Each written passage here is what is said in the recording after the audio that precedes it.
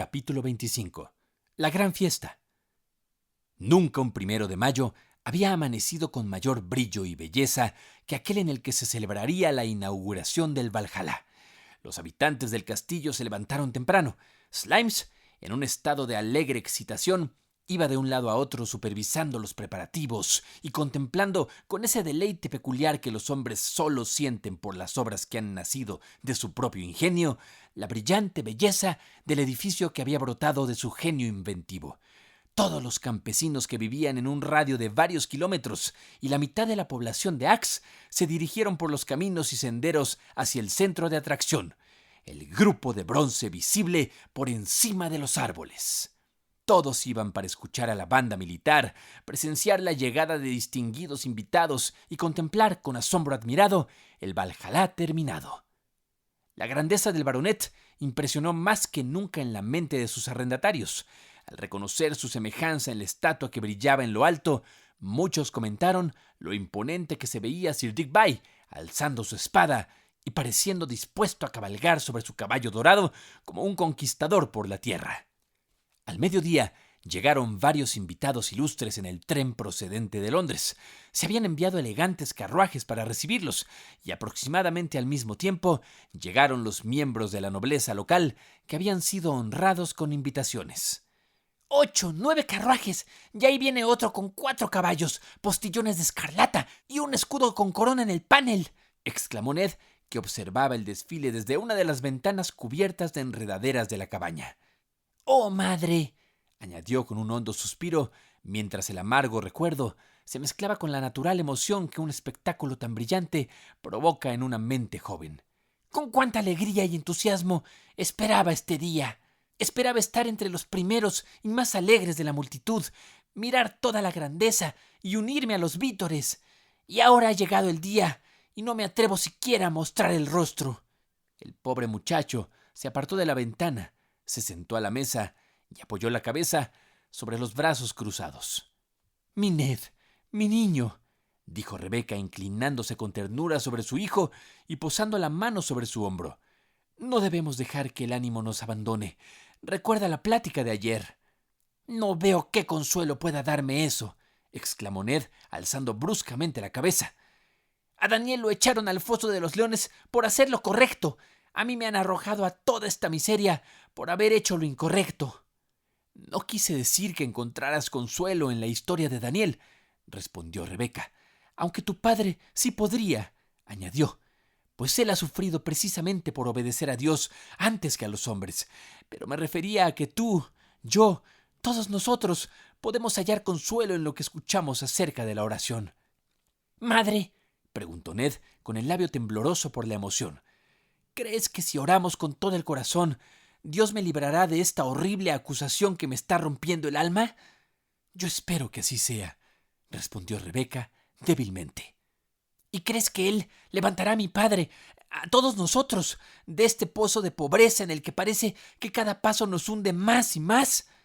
«Yo lo creo», dijo Rebeca con más esperanza, «porque está escrito con respecto a lo que necesitamos para cubrir nuestras necesidades terrenales. Buscad primeramente el reino de Dios y su justicia, y todas estas cosas os serán añadidas». Mateo 6:33. ¿Y crees, madre, que llegará el día en que incluso estemos agradecidos por estas pruebas que ahora son tan difíciles de soportar? «Estoy segura de ello», respondió la señora Holditch, levantando los ojos que brillaban con lágrimas. «Si en medio de estas pruebas pedimos esa fe que convierte el polvo de la tierra en oro». Toda conversación sobre el tema fue interrumpida por la inesperada entrada de Edith, seguida de Marion, su doncella. La niña estaba tan espléndidamente ataviada para la gran ceremonia del día que parecía una visitante extraña en la humilde cabaña del mayordomo. Magníficos volantes de encaje costoso caían sobre un vestido de riquísima seda. El collar alrededor de su delgado cuello, así como la cinta que sujetaba su cabello, brillaban con joyas valiosas, y el pequeño pie, que pisaba con tanta fragilidad, calzaba un delicado zapato de satín blanco.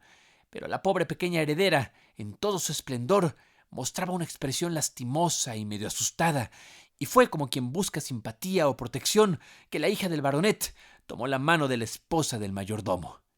«Oh, señora Holditch, ¿No vendría usted conmigo?», dijo en un tono de súplica. «¿A dónde quieres que te acompañe?», respondió Rebeca, acariciando a la niña. «Al Valhalla, ese lugar tan grandioso, donde tengo que quedarme en medio con nadie más que Marión cerca, para esperar hasta que se abran las puertas y entren todas las personas importantes y los ministros. Se supone que debo recibirlos, porque dice papá, soy la reina del día. Pero no quiero ser una reina, no quiero estar allí de pie, no lo soporto, estoy tan asustada, no puedo evitarlo», añadió Edith entre lágrimas, como si confesara un pecado. «No puedo evitar tener un miedo terrible, aunque yo sea de la casa de los Lestrange. Debes pensar en los deseos de tu padre, mi amor. Papá me dice que piense en todos mis grandes antepasados», dijo Edith, «y trato de obedecer, pero no me ayuda en absoluto. Es muy malo no preocuparse mucho por todas las grandes batallas que se libraron cientos y cientos de años antes de que yo naciera». Rebeca respondió a la mirada ansiosa e inquisitiva con una sonrisa. «Vendrás conmigo, ¿verdad? Seré más valiente si estás a mi lado», dijo Edith, que aún sostenía la mano de su amiga y trató con suavidad de guiarla hacia la puerta. «No puedo ir, querida señorita Edith, porque en una ocasión tan importante como esta, es posible que Sir Digby no desee verme en el Valhalla. Ve, niña querida, es tu deber ir. En estas cosas, al igual que en las más grandes, solo somos verdaderamente felices cuando cumplimos con nuestro deber».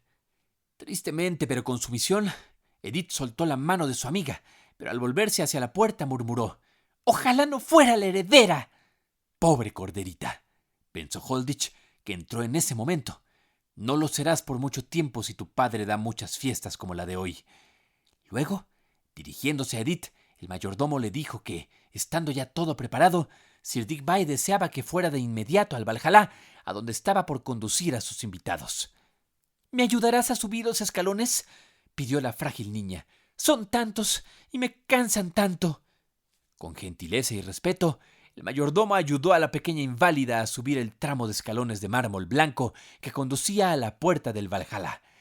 Allí dejó a Edith con su doncella y descendió al espacio abierto frente al edificio, el cual estaba cercado por una barrera temporal para mantener a raya a la multitud de espectadores que se agolpaban en torno a él como un enjambre de abejas.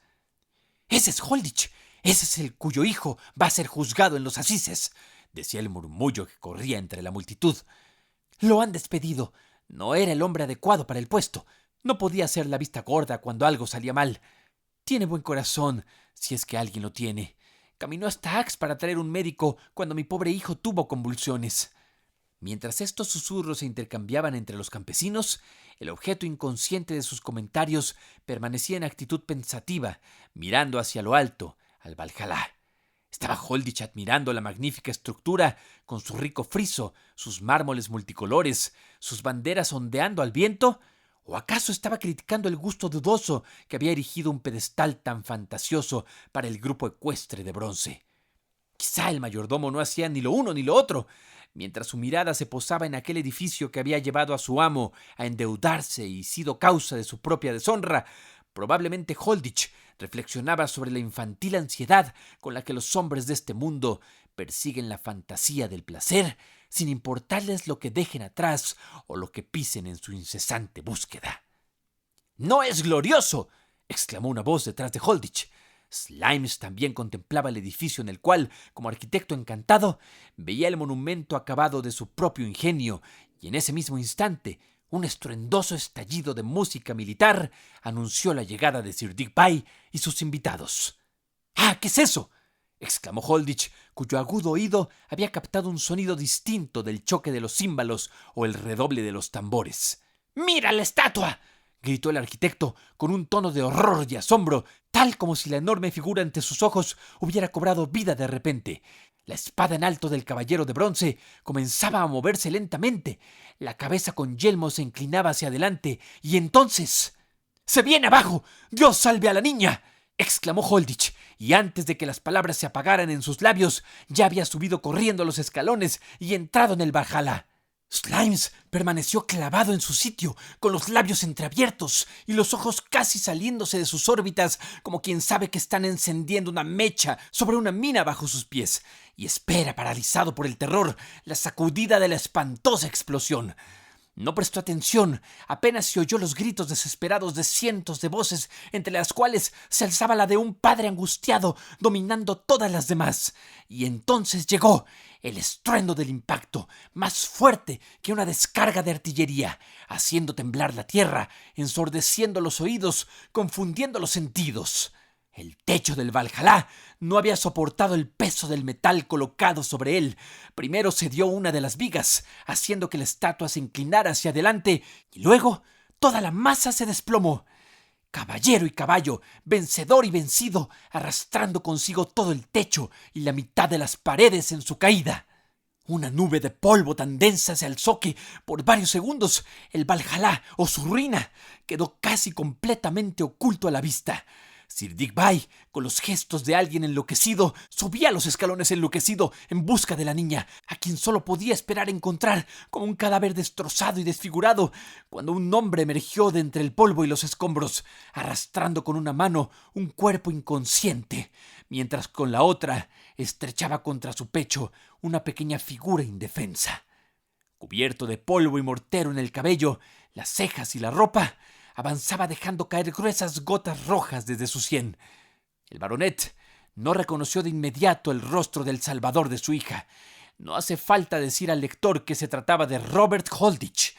Advertido por un crujido repentino, se había lanzado dentro del Valhalla justo a tiempo, apenas a tiempo, para arrebatar a la inconsciente niña y a su doncella del lugar exacto en que, casi en ese mismo instante, se desplomó la masa estruendosa. Si Holditch hubiese vacilado un solo segundo, el cuerpo de Edith habría yacido aplastado hasta perder todo rasgo humano bajo el peso de las toneladas de metal que encarnaban el orgullo de su padre. Una viga caída había golpeado a Marion. El propio Holditch había sido herido por una astilla, pero había logrado sacar con vida a la pequeña del montón de ruinas donde por poco encuentra su tumba. Pero los nervios de la joven inválida habían recibido un gran impacto. Se desmayó con el estruendo del derrumbe, y cuando Holditch la colocó en brazos de su padre, el afligido baronet creyó al principio estar recibiendo el cadáver de su hija. Edith fue llevada de inmediato al castillo y se recurrió a todos los medios posibles para reanimarla bajo la dirección del cirujano más eminente del momento, quien por casualidad era uno de los invitados. En su agonía de ansiedad por su hija, el baronet apenas tuvo pensamiento alguno para el Valhalla en ruinas, que se perdiera su fortuna, los honores, todo, con tal de que su amada hija se salvara, con tal de no quedar en la tierra como un hombre desolado y sin hijos. A Edith se le retiraron de inmediato sus adornos, se le frotaron las extremidades y se le aplicaron todos los estimulantes posibles. Pero pasó algún tiempo antes que el regreso de la conciencia en la heredera dejara al cirujano libre para examinar las heridas de su pobre doncella. Encontró que Marion había sufrido una fractura compuesta en el brazo derecho, por encima del codo, además de severas contusiones en el rostro. Mientras todas las voces proferían ansiosas preguntas por la hija del baronet, cuán pocos sabían y cuán pocos se preocupaban por preguntar si la pobre doncella había recibido lesiones más permanentes y graves. Incluso Ford, cuyas adulaciones habían tenido tanto poder sobre la muchacha, quien más que nadie había desviado sus pensamientos de Dios, apenas se encogió de hombros con una piedad indiferente al escuchar que, con toda probabilidad, Marion quedaría tanto discapacitada como desfigurada de por vida. «Pobre alma, poco le duró la alegría», dijo. «¿Quién iba a pensar esta mañana que tan pronto acabaría en el asilo?